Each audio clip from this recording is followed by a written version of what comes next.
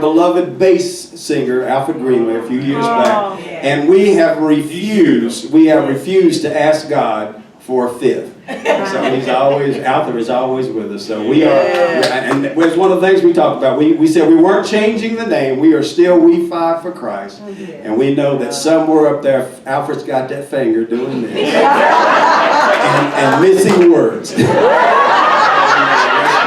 We're going to do one more, track 4, Johnny Russell. Amen.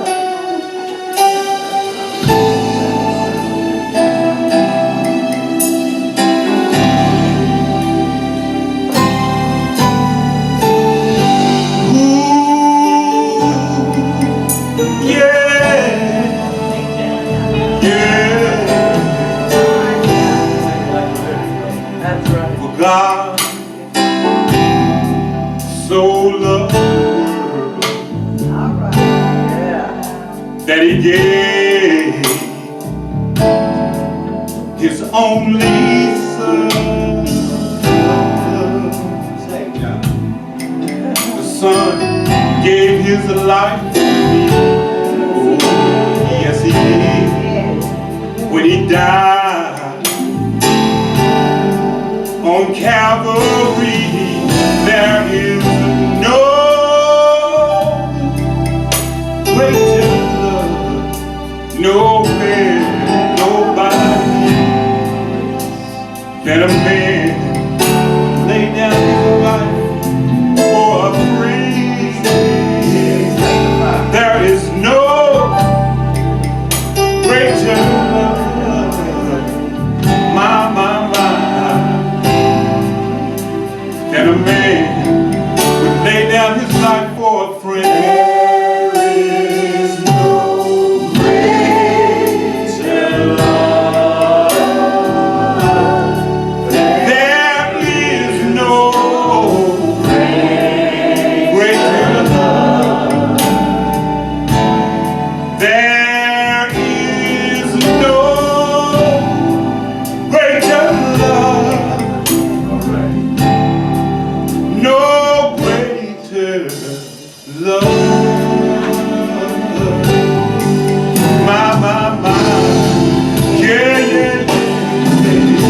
No greater love, no greater love, no greater love. There is no greater love, no greater love, no greater love, no greater love. Then a man would lay down his life for a friend, for a friend, for a friend. Can't find nobody nowhere for a friend. No, no, no, no. No greater love, no greater love, no greater love. There is no greater love, no greater love, no greater love, no greater.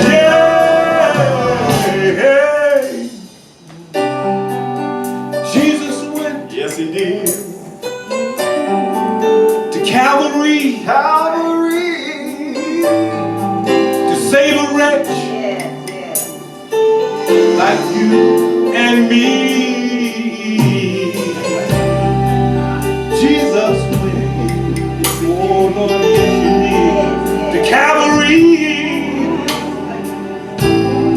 to save a little old wretch like you and me. Yeah, yeah. Jesus went to Calvary to save a wretch like you and me.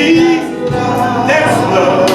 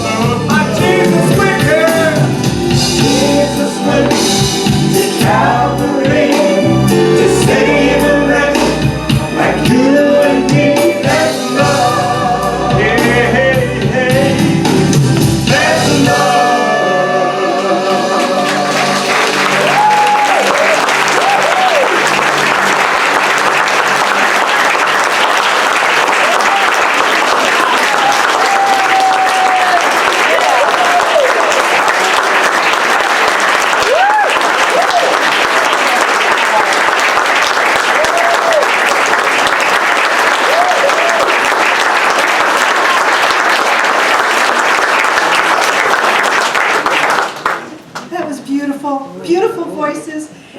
Thank you for bringing so much joy to this room. It was wonderful. Once more, just thank you.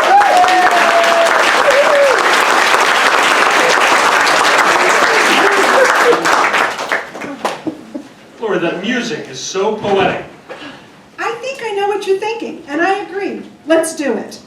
I'd like to ask Langley Cesar to the stage one more time to share some more of his wonderful poetry.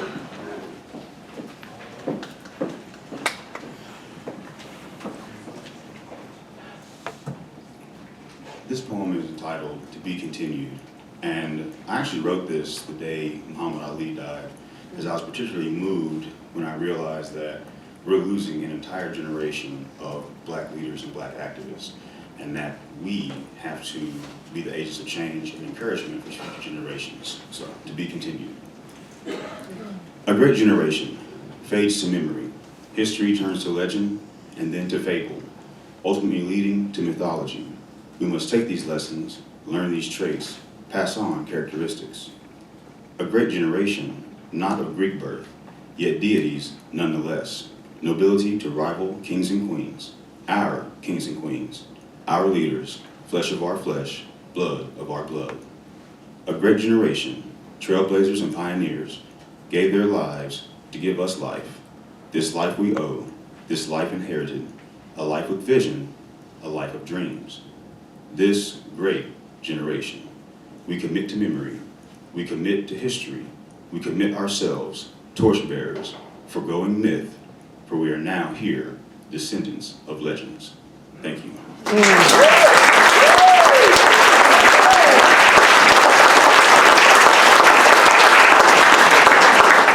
Thank you, Langley. Your words are so inspiring. They sure are. All of the stories we've heard tonight have been so inspiring. Well, I've got a story for you too, and it goes way back 100 years ago. And talk about inspiration. It takes us from Tennessee all the way to the wild, wild west. It's a story of the first American, that was an African-American woman, and she was a star route mail carrier for the U.S. Postal Service. Her name was Mary Fields. At least, that's the name she took for herself. She was born somewhere around the year 1832, but nobody knows for sure, as there was no record of her birth kept when she was born into slavery. In the state of Tennessee, though, she does show up on papers citing property.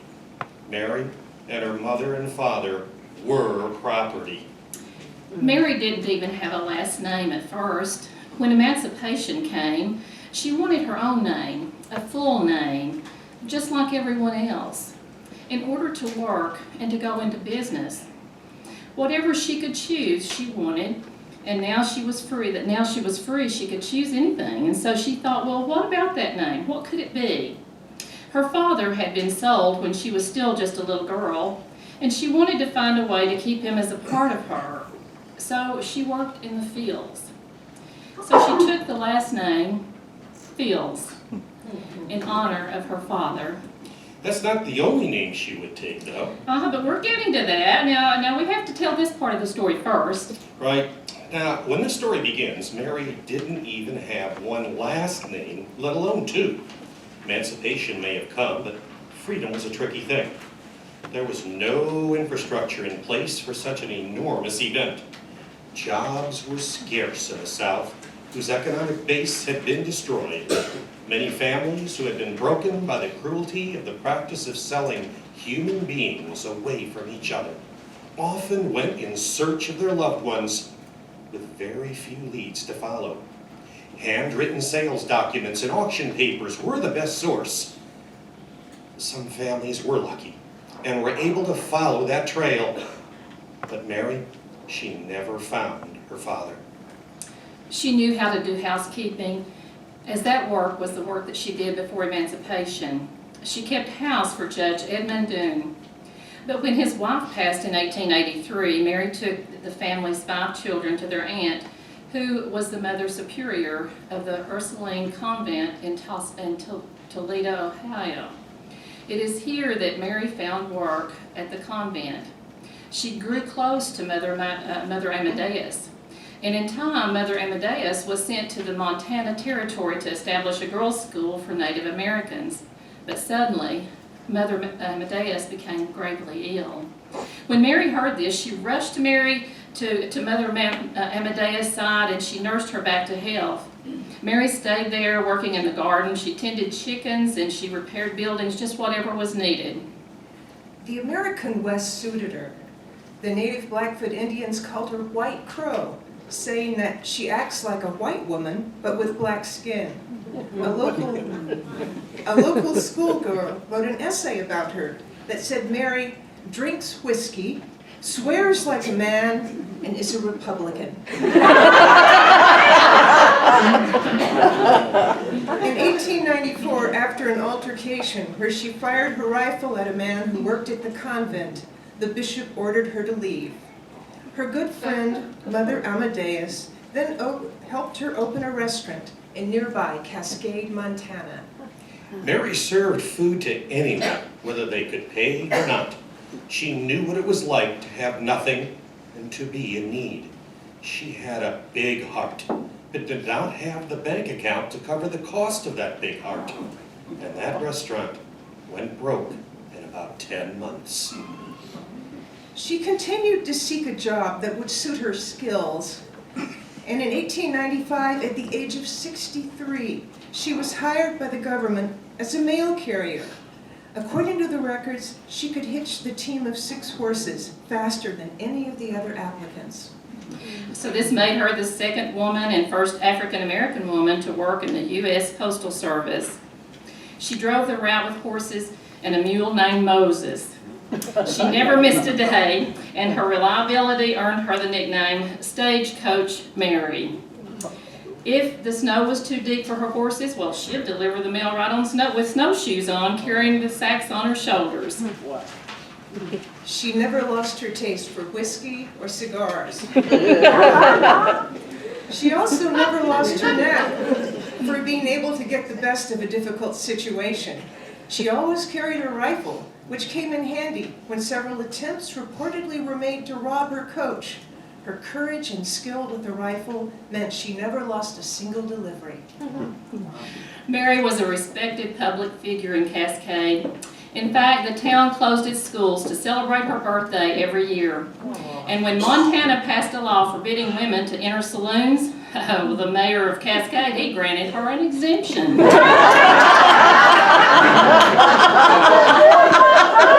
And in 1903, at the age of 71, she retired from the Star Route Mail Carrier Service. What a life!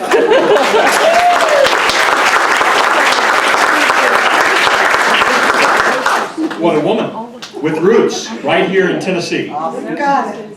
We are so glad to have shined light on these incredible people from the past and the present.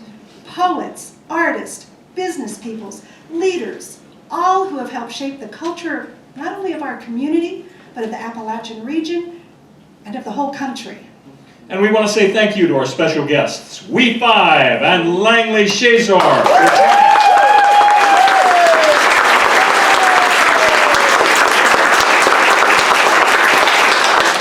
And thanks to Ballot Health and the Tennessee Arts Commission for their continued support.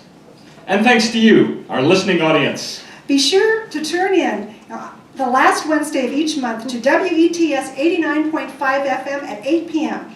And join us live as part of the studio audience on the 4th Monday of each month. We'd love to see you, and we'd love to hear your story. Good night, Lori. Good night, Tom.